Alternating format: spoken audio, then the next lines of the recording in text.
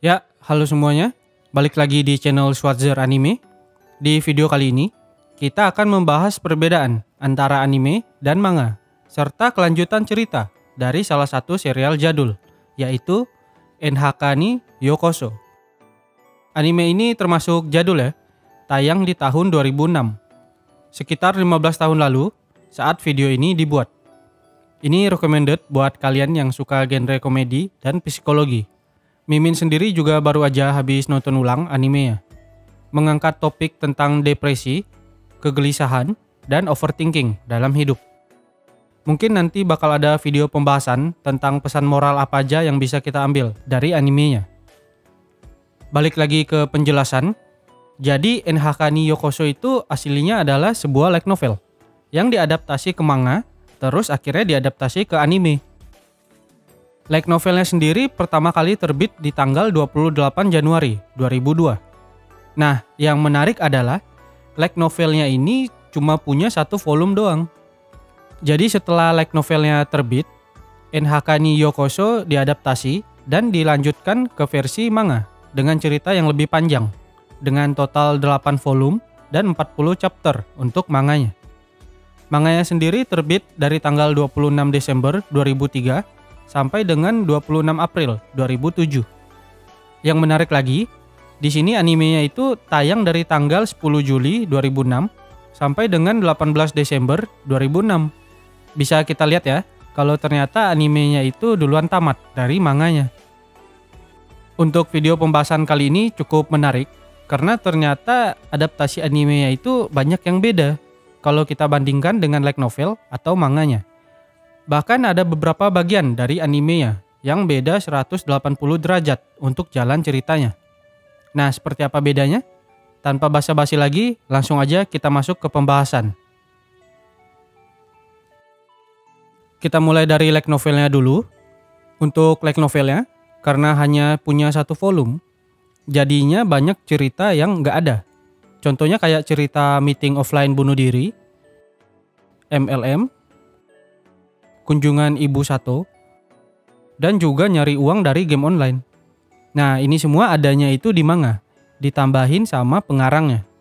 Untuk endingnya, light novelnya punya ending yang sama kayak animenya, dengan monolog yang lebih dalam, serta lebih berfokus tentang kesialan Sato dan Yamazaki, beserta penggunaan narkoba oleh mereka berdua. Sekarang masuk ke bagian yang paling seru, yaitu manganya. Di sini lebih menarik karena banyak yang beda.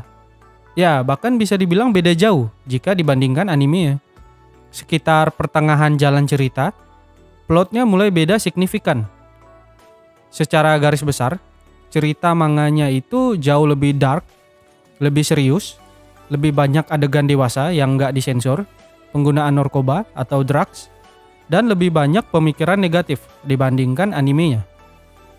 Jadi ya bisa dibilang kalau anime itu versi umum atau segala usia dan lebih komedi dibandingkan manganya. Tema manganya juga jauh lebih berfokus ke kultur otaku daripada hikikomori kayak animenya. Cerita masa lalu antar karakter juga lebih jelas di manganya dan jauh lebih dalam. Banyak juga karakter yang sifatnya beda jauh kalau kita bandingkan anime dengan manganya. Sekarang kita bahas satu-satu ya, apa aja yang beda dari anime dan manganya. Yang pertama, ada meeting offline atau meeting bunuh diri yang diikuti Sato dan senpainya. Kalau di anime, diceritakan kalau Sato dan senpainya itu pergi ke pulau terpencil untuk bunuh diri dengan cara lompat dari tebing ke laut. Tapi dihentikan sama Misaki dan Yamazaki yang datang tepat waktu pakai kapal buat nolong Sato. Nah, kalau di manga, Misaki sama si Yamazaki itu nggak datang tepat waktu. Mereka telat karena Yamazaki nipu Misaki buat ke Comiket. Yamazaki juga mikir kalau Sato nggak akan pernah bunuh diri. Terus untuk kelompok yang pengen bunuh diri, mereka itu nggak lompat dari tebing. Kalau di manga, mereka lebih milih mati sesak napas dengan cara semuanya masuk ke dalam tenda, terus bikin asap dari dalam tenda. Jadinya mereka semua bakal mati karena kehabisan oksigen. Tapi akhirnya nggak jadi mati. Sama seperti kayak di anime, niat mereka untuk bunuh diri hilang kecuali Sato. Sato maksa semuanya buat keluar dari dalam tenda, kecuali Sato sendiri, karena dia masih pengen bundir. Tapi akhirnya diselamatkan sama yang lain setelah Sato pingsan dan dibawa keluar tenda. Perlu di note juga, alasan si senpai nggak jadi bundir itu karena dapat telepon dari tunangannya, si Jogasaki, yang ngelamar doi dari telepon pas lagi di dalam tenda. Kalau di anime beda ya, si Jogasaki sendiri yang datang ke pulau pakai kapal, bareng Yamazaki dan Misaki. Terus juga cerita nyari uang dari game online, ini di manganya itu nggak ada. Jadi di manganya itu dia cuman main game bareng aja, main game online bareng, terus jadi teman curhat gitu, sama si kakaknya si ketua kelas, yang juga hikikomori. Sekarang masuk ke pembahasan karakter Misaki. Nah ini karakter yang paling menarik dan seru ya buat dibahas. Kenapa? Karena di manga, karakter si Misaki ini benar-benar sosok yang beda 180 derajat dibandingkan sifat doi di anime. Doi nggak sealim dan sepolos di anime. Lebih proaktif, agresif, dan manipulatif dalam ngedekatin si Sato. Bahkan doi sampai ngerantai dan ngurung si Sato di manganya. Doi juga ngeluarin air mata palsu agar terlihat sedih. Misaki ini juga ternyata masang alat penguping di kamarnya si Sato. Jadi doi bisa dengar semua pembicaraan. Di manga juga doi jauh lebih gila ya. Bahkan sampai ngehancurin semua barang di kamarnya. Karena mikir kalau si Sato itu udah nggak butuh doi lagi. Di anime dan manga, Misaki bilang kalau cerita masa lalu doi itu ayah kandungnya meninggal setelah kelahiran doi, terus ibunya nikah lagi dengan ayah tiri yang suka mabuk dan kasar. Terus ibunya bundir dan akhirnya tinggal berdua dengan ayah tirinya, di mana ayah tirinya suka ngelakuin kekerasan ke doi, sampai di mana doi trauma kayak di anime. Dan doi sekarang tinggal dengan paman dan bibinya, sambil ngebantuin bibinya buat nyebarin brosur ke rumah-rumah orang lain.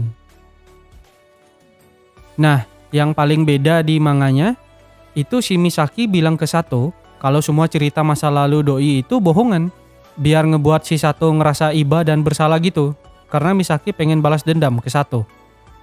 Karena doi ngelihat si Sato jalan bareng dengan si senpai pas tahun baru. Dan ternyata ibunya Misaki sendiri itu adalah orang yang suka nyebarin brosur bareng Misaki. Di mana Misaki bahkan manggil orang tersebut dengan sebutan ibu, dan ayahnya juga dikatakan masih hidup. Kita juga dikasih tahu kalau ternyata si Misaki ini dulu pas SMA itu pernah dibully dan penyendiri, di mana akhirnya doi berhenti ke sekolah lagi. Lanjut lagi, di manga, Sato dan Yamazaki itu nyabu. Ya, mereka nyabu pakai obat-obatan terlarang. Di awal cerita, Sato belinya itu lewat internet alias online. Lanjut lagi perbedaan terakhir. Cerita di manganya itu lebih jauh dibandingkan animenya. Alias timelinenya atau alurnya udah lebih lewat daripada animenya. Jadi anime itu kayak baru setengah ceritanya. Animenya juga mengcover sekitar 20 chapter awal dari manganya. Yang tentunya beda cerita ya.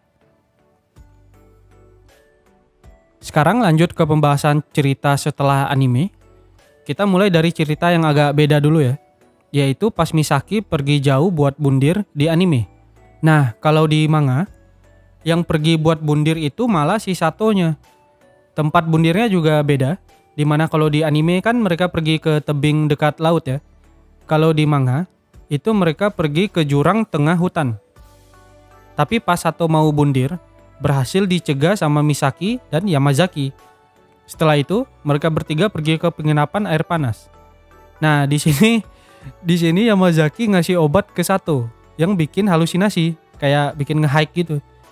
Dan saking hebatnya obat tersebut, si Sato sampai dibawa ke rumah sakit. Setelah keluar dari rumah sakit, Sato mutusin buat keluar dari apartemennya dan tinggal kembali dengan kedua orang tuanya di kampung halamannya. Ini kebalik ya sama animenya. Kalau di anime, itu Yamazaki duluan yang keluar dari apartemen. Sedangkan di manga, ini si Sato duluan. Terus kamar satu yang kosong ini nantinya diisi sama Misaki, yang ngejadiin kamar itu buat tempat belajarnya. Jadinya tinggal tetanggaan dengan Yamazaki. Pas di kampung halamannya, Sato pengen cari kerjaan dan nyembuhin hikikomorinya, tapi ternyata gagal.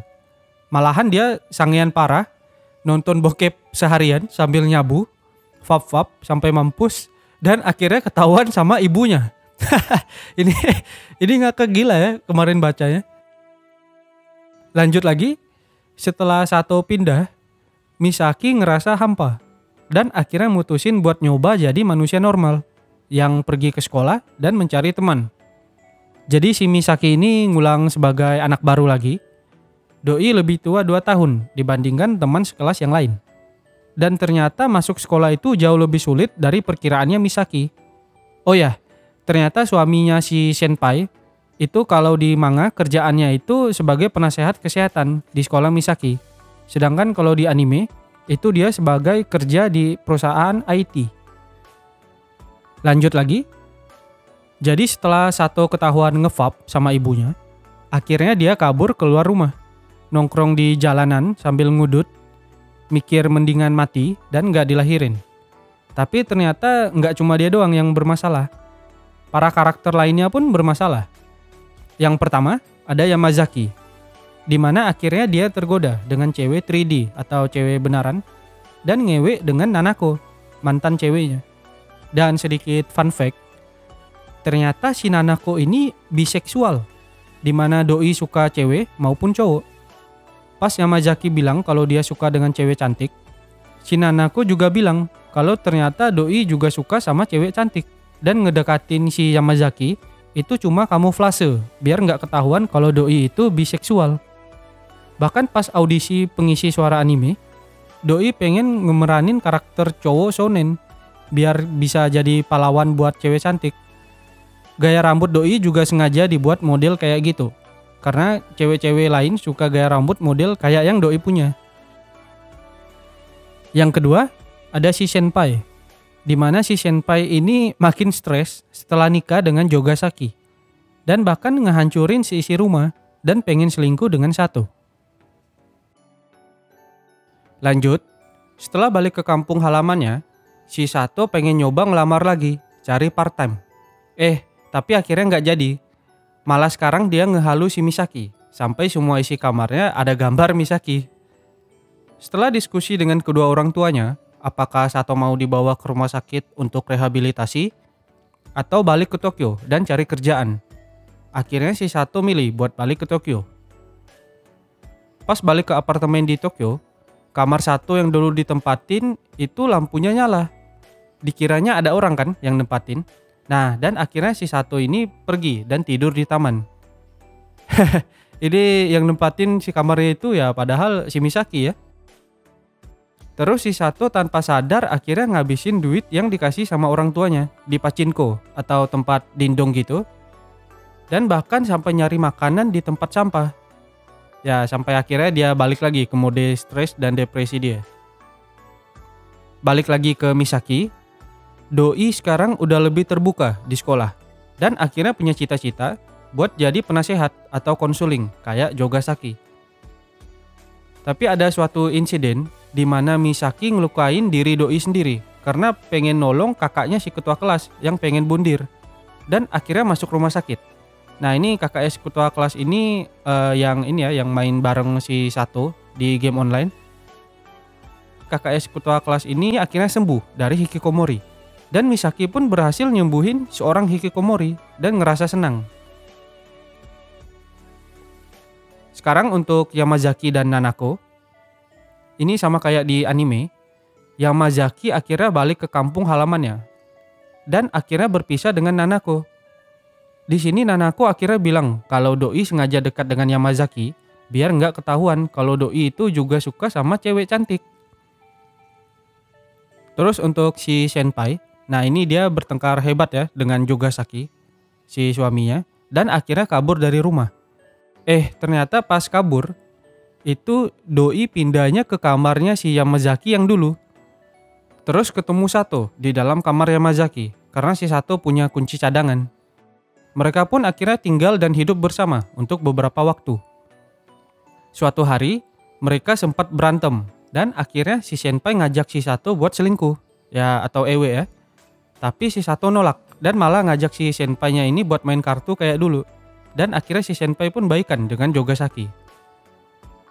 Karena Senpai keluar dari apartemennya, jadi sekarang Sato yang nepatin dan akhirnya tetanggaan dengan Misaki. Beberapa hari kemudian, Sato dan Misaki dapat surat dari orang tuanya Yamazaki yang bilang kalau Yamazaki ini ternyata belum balik ke rumah. Si Sato dan Yamazaki pun panik dan akhirnya langsung pergi buat nyari Yamazaki. Nah, ini mereka ketemunya di dekat Kabukicho atau distrik merah, ya 18 plus lah ya. Nah, ternyata Yamazaki ini nggak jadi balik karena dapat telepon dari adiknya yang bilang kalau ayah mereka itu udah meninggal dan akhirnya dia depresi dan pergi mondar-mandir nggak jelas di Kabukicho. Sampai di mana dia kehabisan uang dan nemu iklan di koran buat jadi host tante-tante kaya.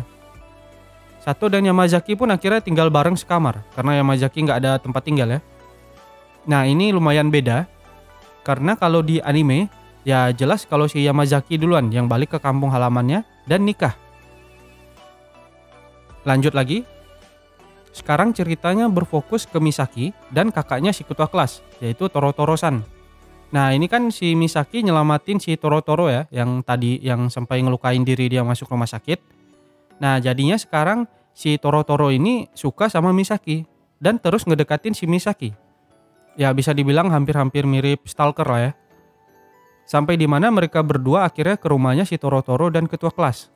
Nah, ini terus si Misaki akhirnya nyerah dan ngajak ngewe.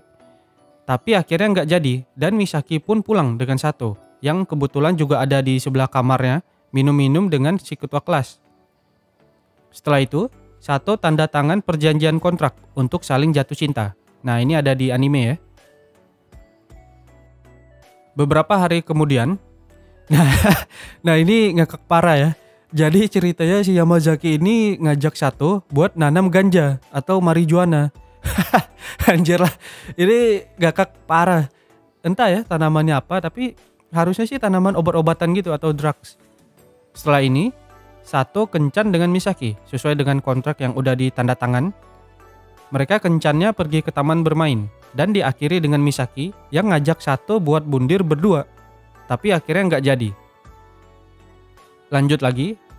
Jadi sekarang si Misaki ini ngebantuin Sato dan Yamazaki buat ngerawat tanaman mereka. Dan akhirnya tanaman yang mereka tanam itu mekar. Setelah itu, para karakter mulai banyak perkembangan. Nah, ini mulai masuk plot untuk perkembangan para karakternya. Dimulai dari Sato yang udah kerja part-time di Indomaret dan si Yamazaki yang akhirnya beneran balik ke kampung halamannya. Jadinya sekarang sisa si Sato dan Misaki yang tinggal berdua di apartemen. Suatu hari, si Sato ngebeliin cincin untuk Misaki di hari ulang tahun doi. Tapi karena Misaki takut mikirin hubungan mereka ke depannya, doi akhirnya ngelempar cincin tersebut keluar jendela dan pergi balik ke rumah orang tuanya. Setelah itu, si Sato juga akhirnya pindah dari apartemen Mita House karena apartemen mereka itu mau dirobohin. Sekarang kita time skip setengah tahun, di mana Sato udah pindah apartemen dan kerja part-time. Nah, ini suatu hari, si Sato kan uangnya habis dan pengen ngejual figur dan koleksi barang-barangnya si Yamazaki yang masih ada di kamarnya yang dulu di apartemen Mita House. Pas banget bentar lagi mau dirobohin Mita House. Nah, jadi si Sato langsung masuk ke kamarnya Yamazaki. Terus buka atap rahasia di kamarnya Yamazaki. Ternyata di atap rahasia kamarnya Yamazaki itu ada Misaki yang udah beberapa hari tinggal di atap dan belum mandi. Akhirnya Misaki cerita kalau doi itu nggak suka tinggal di rumah bareng orang tuanya. Dan juga doi mungut kembali cincin pemberian Sato yang sempat dilempar dulu. Sato berusaha ngajak Misaki buat keluar karena apartemennya kan ya mau dirobohin ya. Tapi Misaki tetap nggak mau. Akhirnya Sato marah terus teriak ke Misaki. Dan akhirnya doi pun keluar dari atap. Nah, sekarang si Satonya yang tinggal. Dia masih mau di atap dan pengen mati. Tapi ternyata si Misaki balik lagi. Dan di sini mereka saling ngungkapin perasaan mereka masing-masing sambil nunggu ajal kematian. Ya seperti biasa, bundir mereka akhirnya nggak jadi ya, karena nggak kena. Dan mereka pun akhirnya kabur dari atap. Sehabis itu, si Sato bikin janji sama Misaki kalau dia bakal jatuh cinta ke Misaki di masa depan. Misaki pun bilang bahwa Doi bakal nunggu Sato untuk jatuh cinta sama Doi. Sekarang kita time skip lagi, setengah tahun setelah itu, si Sato sekarang udah balik ke rumah orang tuanya dan lagi jadi freelancer ngerjain proyek bareng Yamazaki. Hidup karakter-karakter lain juga udah membaik. Si Yamazaki, si senpai dengan suaminya, dan si ketua kelas. Oh ya, ini si senpai ini kalau di manga belum ada anak ya. Kalau di anime kan ada, kita dikasih lihat foto dia bareng suaminya, bareng anaknya. Yang terakhir, khusus untuk Misaki, akhirnya Doi lulus dari SMA. Nah ini bisa kita lihat dia ada foto bareng dengan Sato dan Yamazaki. Dan tamat. Jadi gimana menurut kalian? Kalian lebih suka versi anime atau versi manga? Semua versi, baik itu anime, manga, maupun light novel, semuanya open ending ya. Dibuat nggak jelas dan nggak pasti. Nah jadi penontonnya sendiri yang harus ngisi lubang ceritanya dengan pandangan kita masing-masing. Agak sedih ya, kita nggak dikasih lihat apa yang terjadi sama Sato dan Misaki setelah time skip. Oh ya, ada bonus seperti biasa. Ini ada pesan dari pengarang ceritanya, 10 tahun setelah anime dan manganya tamat. Mimin pribadi sih ngerekomendasiin kalian untuk nonton animenya dulu, baru baca manganya. Atau kalau kalian mau, bisa baca light novelnya dulu, baru nonton animenya, terus baru lanjut ke manganya, biar bisa dapat full experience dari semua versinya. Kalau ditanya mana yang paling bagus, Mimin pribadi lebih milih versi animenya. Karena karakternya lebih kalem dan lebih mudah dimengerti. Soalnya kalau di manga, itu alur ceritanya nggak sinkron dan kurang rapi penyajiannya. Sekian untuk pembahasan kali ini. Semoga menarik dan seru ya. Jangan lupa untuk cek video pembahasan anime lainnya di channel ini. Makasih buat yang udah nonton. Sampai jumpa lagi di video pembahasan anime lainnya.